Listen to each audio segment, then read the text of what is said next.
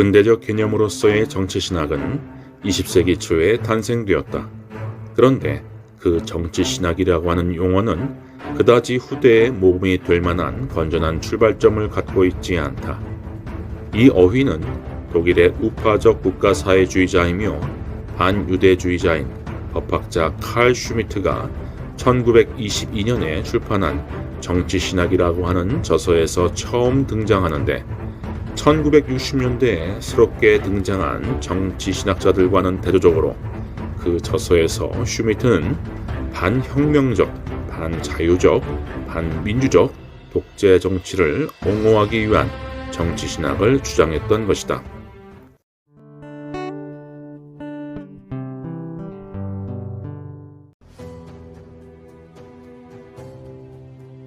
사실 슈미트는 하나님도 없고 국가도 필요 없다고 주장했던 19세기 말의 아나키스트 혁명가 미하일 바쿠닌에 반대하며 그 나름대로 하나님과 국가를 위하여 공고한 정치신학을 만들고자 했다. 슈미트의 정치신학이 지닌 주된 특징은 국가에 관한 근대 이론 가운데 모든 중요한 개념들을 세속화된 신학 개념들로 새롭게 해석했다는 점이다.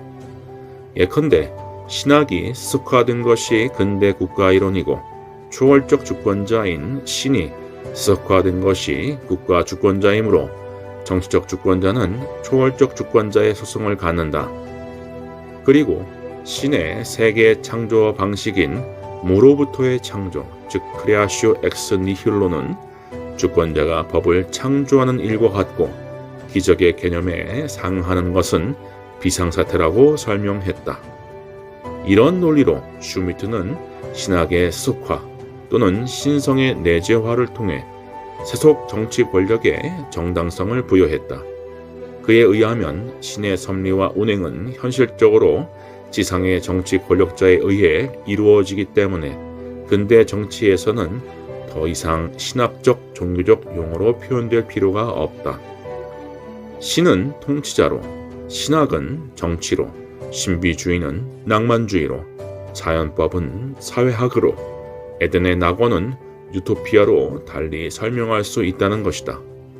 비록 국가 주권을 신학적 개념으로 설명하려고 했지만 슈미트가 신학자는 아닌 이상 그의 정치 신학은 신학이라기보다 파시스트적 정치 이데올로기의 특징을 더 많이 보인다.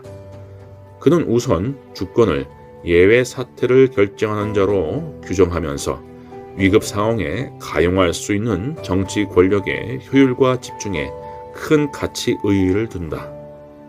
그는 이분법적으로 정치적인 것과 정치를 구분하는데 정치적인 것이 정치에 선행하고 정치를 규정하는 근원적인 것으로 설명한다.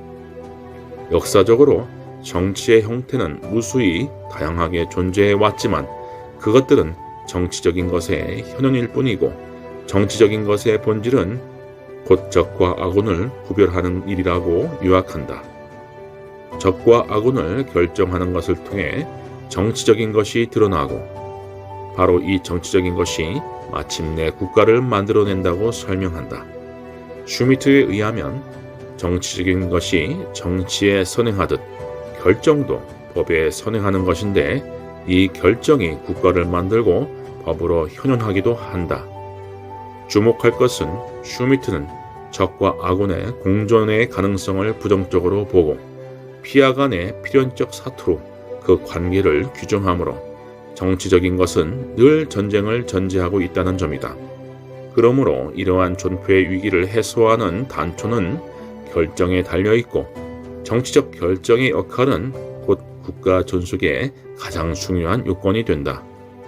이러한 논리로 슈미트는 토론과 심의가 요구되는 의회 민주주의나 대의 제도를 매우 불합리하고 위험한 제도로 본다. 그는 인민들은 결정할 능력이 없고 오히려 독재자만 결정할 수 있다고 단언한다. 왜냐하면 독재자는 예외 사태에 관해 의논하지 않고 결정할 수 있기 때문이다. 이상의 논리에서 알 수 있듯이 비신학적 이론가인 슈미트의 정치신학은 필연적으로 강자의 패권을 옹호하며 독재 정치를 위한 이론적 기여를 했다. 당연한 수순이겠지만 결국 그의 정치 신학은 역사적으로 히틀러 및 나치가 요구했던 강자의 정치학으로 인정받았고 적들의 소멸을 목적으로 하는 전쟁 논리로 수용되었다. 또 한 가지 특기할 점은 그가 피력하는 독재 정치의 필요성을 세속화된 원죄론으로부터 찾았다는 사실이다.